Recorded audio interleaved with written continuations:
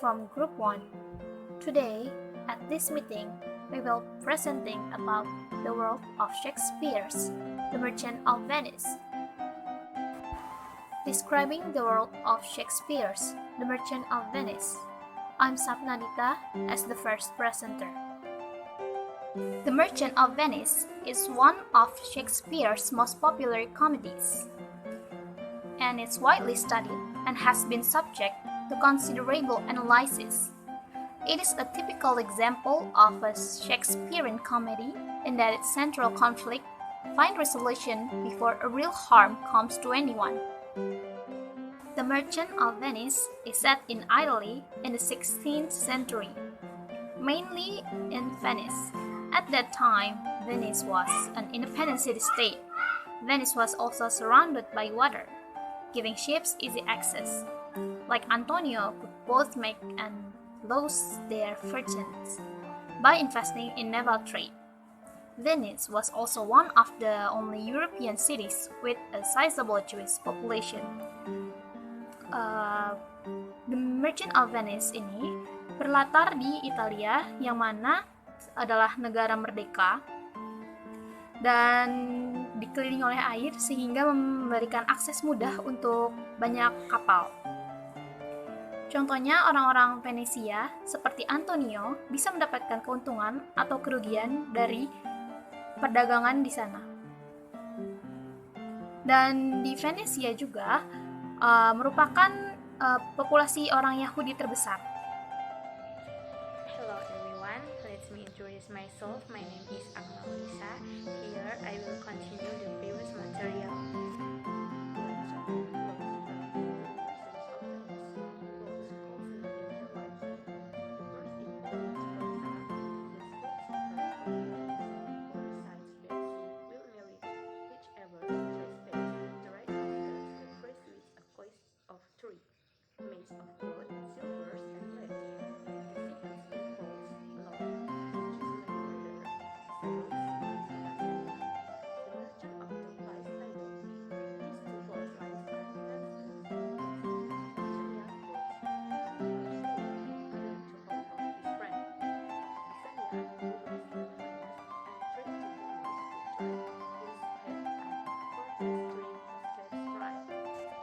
Although classified as a comedy in the first folio and sharing certain aspects with second spurs other romantic comedies, the life is most remembered for its dramatic scenes and is best known for Shylock and his famous "Head Not Till Eyes" speech on harmony.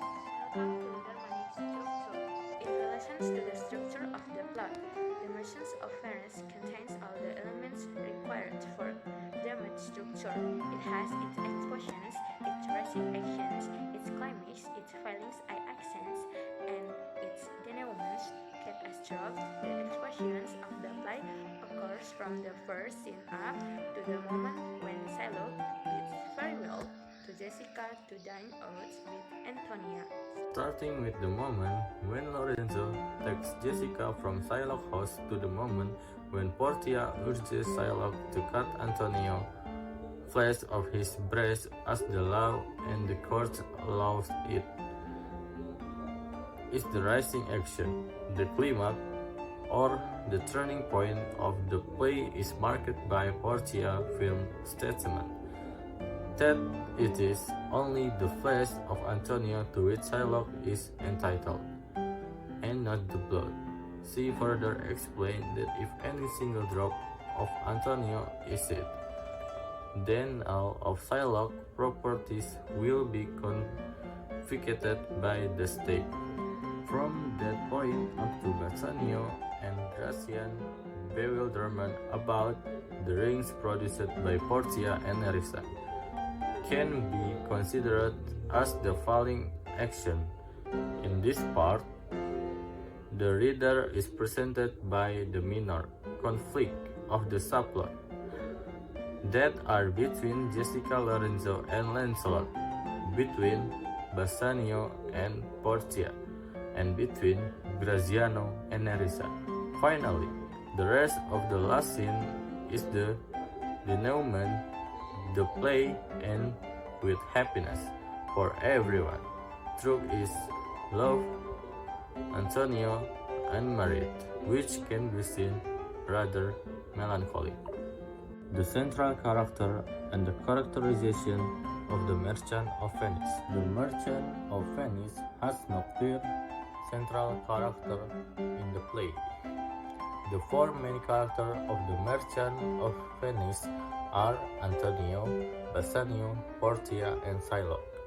The role of protagonists are played by the first three, with Portia playing the heroine role. Shylock takes the antagonist role. The Merchant of Venice presents the readers and the audience with some facts from this worldly life. In particular, that there are always two kinds of people, good people and bad people. Thus, in The Merchant of Venice, these characters and personae fight by each of the actors. Portia is portrayed as a noble lady, a wife who is firm in her attitudes. She is generous and capable of making quick decisions.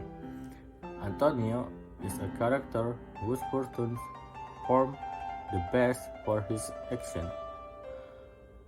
Bassanio is shown as a person with no great truth to offer. He does not perform any bold deeds by comparison with Portia's brilliant and daring impersonation of a lawyer. Shylock is a money-hungry person who lends money to those in desperate need at an exorbitant interest rate. Portia has three important roles in the play: as a noble lady, as a kind-hearted wife, and as an intelligent lawyer. And these roles, where she shows that she can solve a great deal of difficulty for herself and for others, indicate she is the heroine in the true heroine of the play. Hello everyone, my name is Maranes Rahayu and I am going to explain about the language and rhetoric of The Merchant of Venice next. Allusion. This is line 101 to 103 from Act 1, Scene 2. Portia alludes to Sibylla, a prophetess in ancient times, famous for her extreme old age. Portia is saying that she will remain unmarried for the rest of her life until a man chooses the right casket and gains the right to marry her. She also alludes to Diana and says that she will die a virgin like Diana, unless she is married according to her father's will. The second one is a line from Act 2, Scene 7. Cupid, the Roman god of love, is the son of Venus. He is a small winged boy blindfolded carrying bows and arrows. The arrows, once struck the heart, makes the victim fall in love. Jessica, who is dressed herself like Page Boy, says that Cupid, the Roman god of love, will be embarrassed to see her thus transformed into a boy. Simile. On Act 2, Scene 2, lines 93 to 98, Antonio advises Bassanio to beware of Shylock's word by using like to metaphorically compare Shylock to the devil. Antonio portrays Shylock as a man who is able to sugarcoat bad things and make them acceptable. On the second one, we have line 140 to 145 from Act 3, Scene 2. Like one of the contending in the prize on this line means that of two wrestlers or similar athletes competing for a prize. Metaphors. Never so rich a game was set in worse than gold. Refers to Portia as a game too beautiful to have been set in silver or lead. This one is from Act 3, Scene 2, lines 76 to 77. On this line, Bassanio reflects that a dishonest case in law may be made to appear just by the eloquence of a clever lawyer. Apostrophe. These are lines 17 to 18 from Act 3, Scene 2, where Portia is talking to herself that she should belong to Bassanio, but fate has put bars between them unless Bassanio makes the right choice. Hubris. If every ducat in 6,000 ducats were in 6 parts, and I every part a ducat, I would not draw them, I would have my bond. From Act 4, Scene 1, lines 86 to 88 show how hubris Shylock is when Bassanio offers him 6,000 ducats instead of 3, but Shylock won't accept no matter how much they offer him, and instead choose to take his punishment. Comic relief and paradox. On Act 1, Scene 2, Portia's description of all her suitors provides comic reliefs as she mocks her suitors. On Act 2, Scene 2, Lancelot met his blind father, but he doesn't recognize him, and so he decided to play a little prank on him. On Act 4, Scene 1, Shylock refused to accept all of the benevolences from the court and instead chose to take a punishment despite of his beliefs of justice. Symbol. There are 3 symbols, the 3 caskets. In the test, suitors are represented with 3 caskets, one made of gold, one of silver, and one of lead. If the suitor chooses the correct casket, he wins Portia's hand. The gold casket is a symbol of greed and of materialistic and shallow people who value surface over substance. Silver, while still precious, is not quite as luxurious as gold. The silver casket symbolizes a more cautious greed. These are the people who make compromises in trying to fulfill their dreams, wanting to go for the gold but falling short. The lead casket ends up being the right choice. It is plain on the inside, but it holds an inner treasure. Flesh. Flesh is a symbol of life. The actual substance all living things are made of. Shylock's religion indicates that some types of animal flesh are tainted and forbid their consumption. Rings. In the Merchants of Venice, rings represent love and commitment between partners. For example, when they agree to marry, Portia gives Bassanio a ring that she says represents their bond of love. She cautions him that if he loses the ring or gives it away, that will represent the destruction of their love.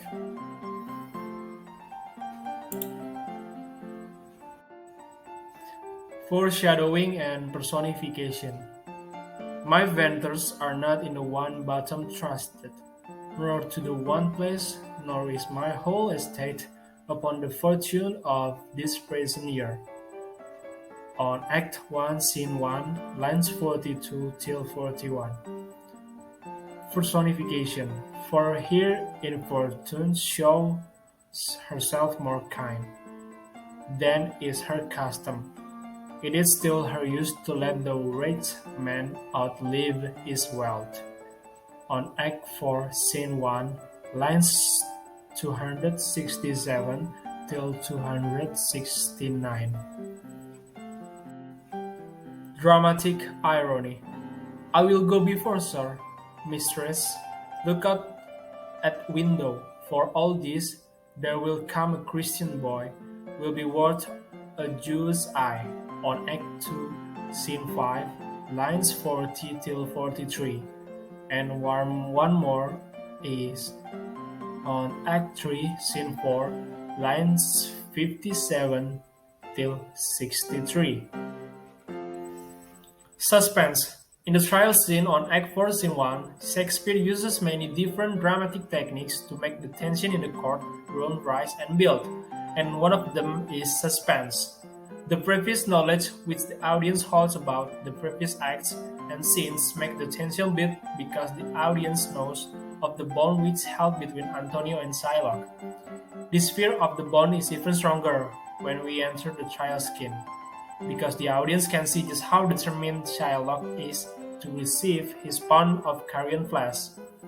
Shylock is persistent to get his bond from Antonio.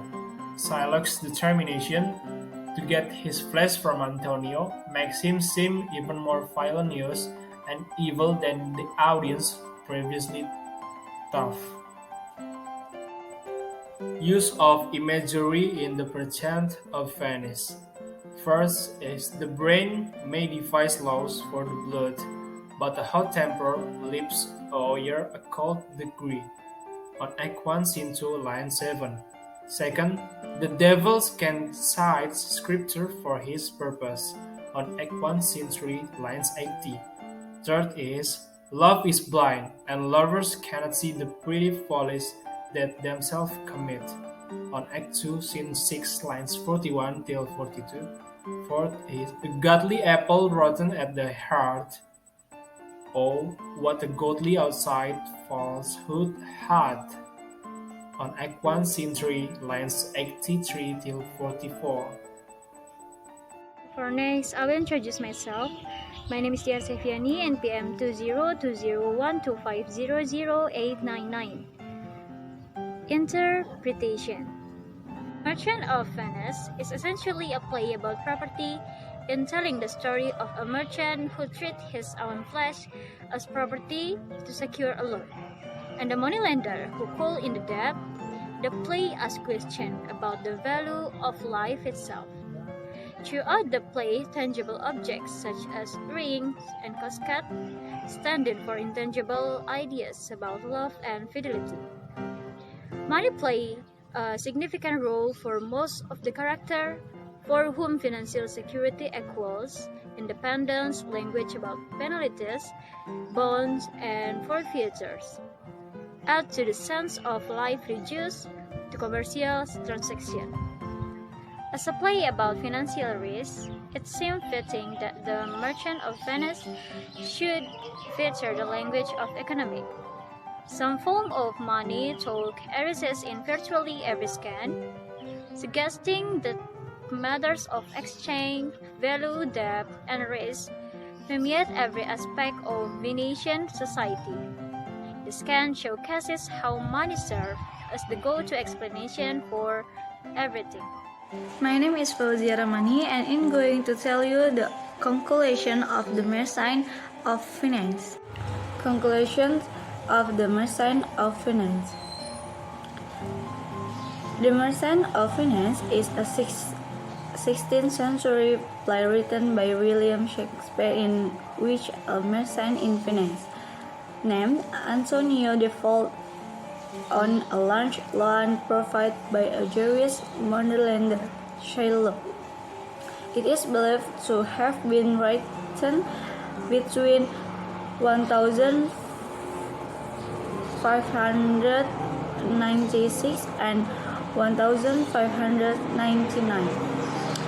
Antonio, an anti-Semitic merchant, takes a loan from a Jewish Sherlock to help his friend to court Parthia.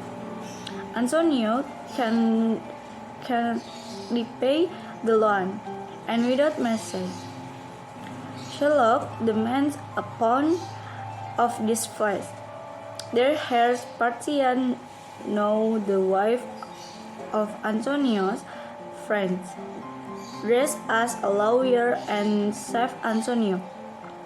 The play ends with a joyful and playful reunion that contrasts with the serious themes that dominate much of the play. That's all for our presentation about analysis of The Merchant of Venice. Thank you for your attention.